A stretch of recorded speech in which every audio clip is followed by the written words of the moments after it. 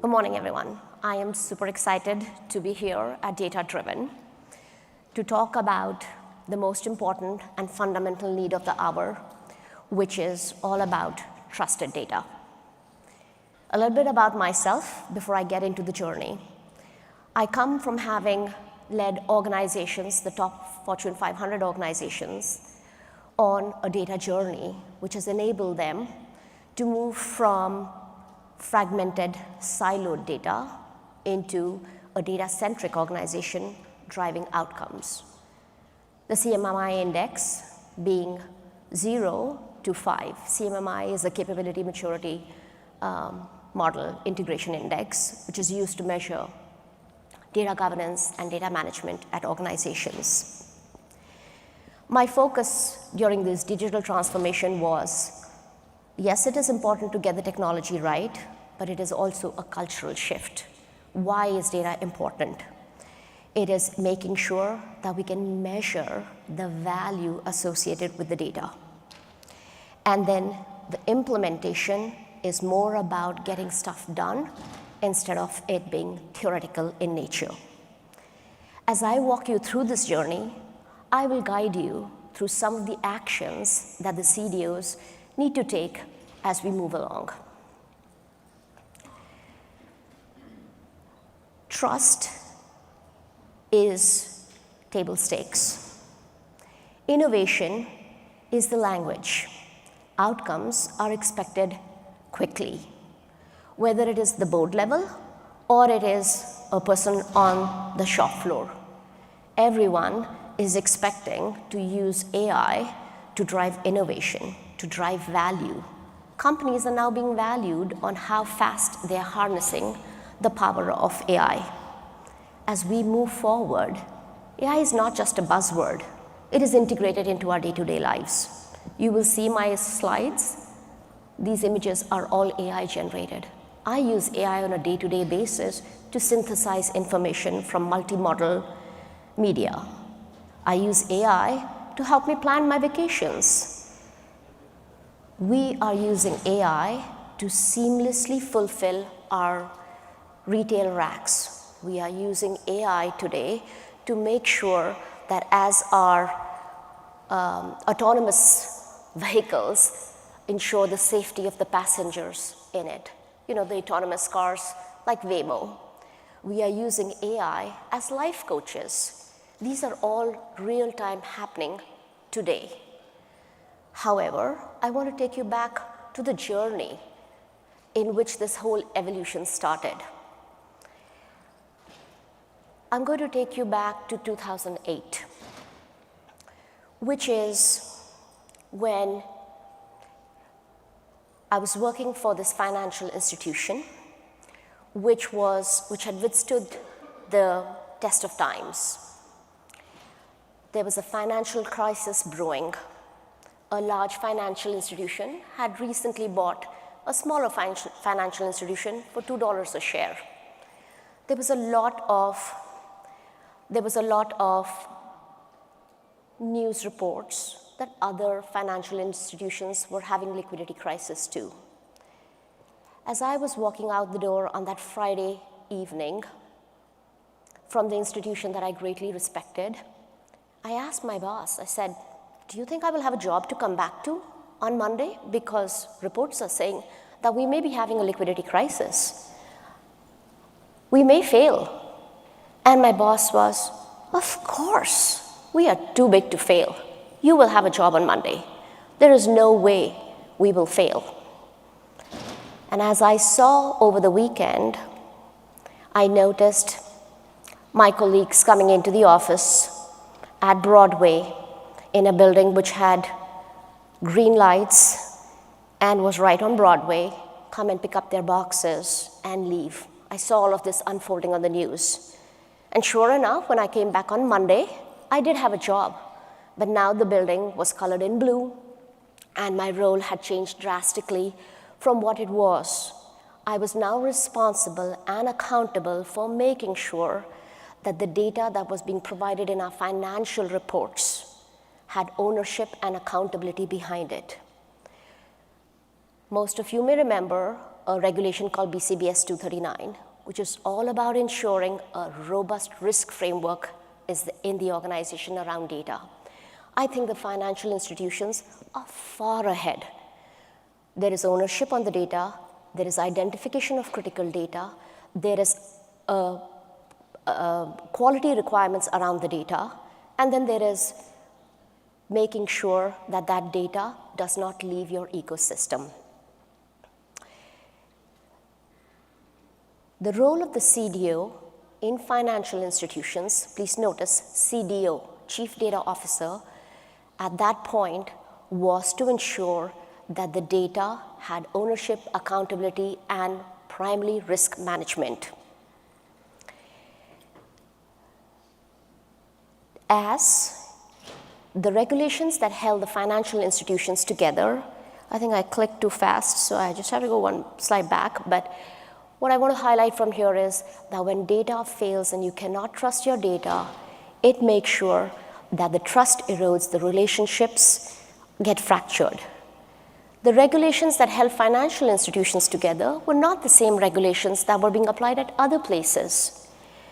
They were using data to make sure that we could predict and solve real-life problems. I'll give you an example. One of the biggest industrial companies that I worked for disparate data sets from weather data. The pilot's braking behavior, the life of the aircraft, as well as the size of the runway were all used, disparate data sets were being used to predict the maintenance associated with the aircraft. Another example was in the retail industry. We were making sure that as data came in, we could understand what is the requirement from a fulfillment perspective to make sure that what is the customer shopping for?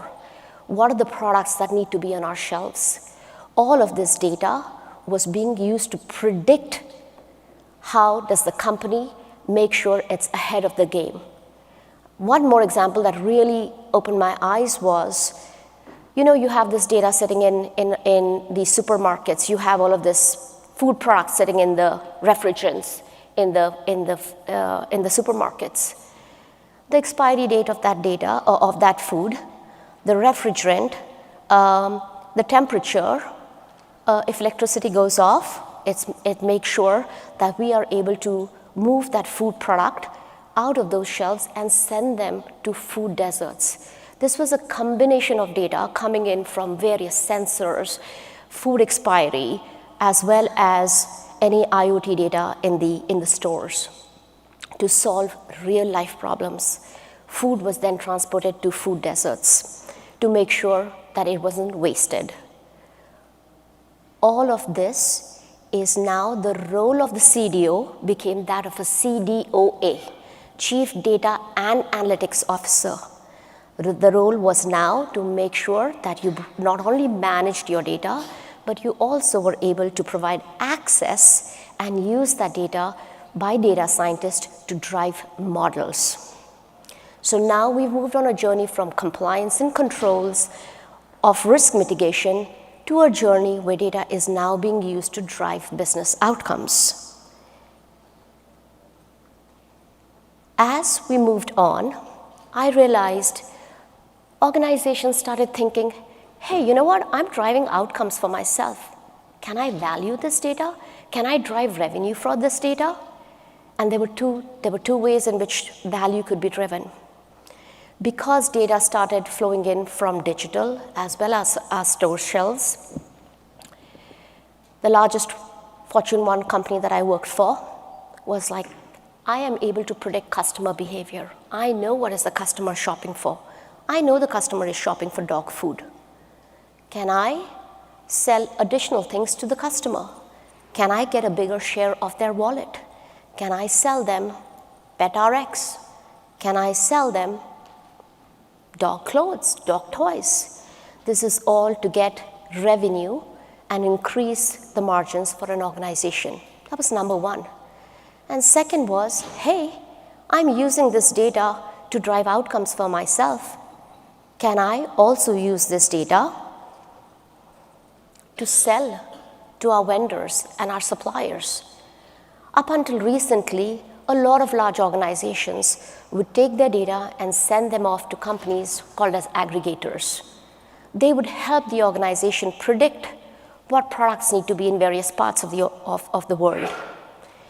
Companies started thinking, hey, if I have that data, I should be able to sell it and get value.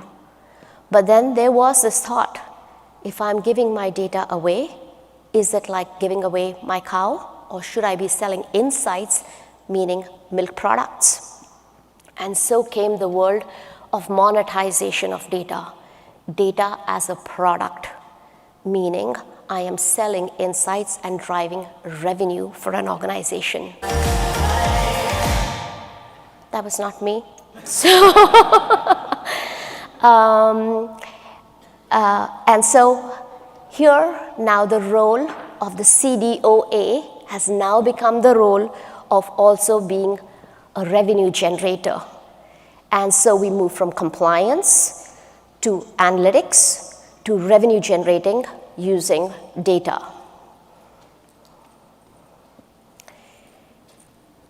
We are already in a world of AI. Today I am here at the Data Driven. I have to tell you, I'm super excited to be here. AI is powering data-driven decisions. When we started with AI, it's not a new journey. We started it, I want to say, about 10 years ago. We were mining data to look for patterns. We were mining data to connect the dots. We were mining data to drive automation. But the landscape is changing rapidly. And as Professor Venkat said, agentic AI is where we are going. We are looking at AI to become an integral part of our life. We are looking at AI to partner with us in making decisions, for example, scheduling jobs. We are using AI, agentic AI, for autonomous vehicles. We are using agentic AI to help drive flight path optimizations in the aerospace industry. Finally, in retail, we are leveraging AI to drive dynamic pricing.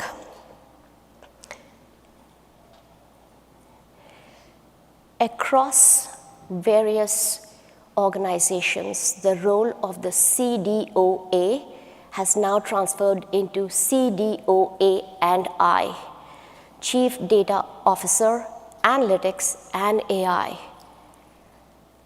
For AI to be successful, for agentic AI to drive solutions, most important is that the data that is being used for it is trustworthy. The safety net associated with data no longer exists. You cannot build an AI on untrustworthy data. It is like building a castle on quicksand. As I leave this presentation today, the final thought I want to put through is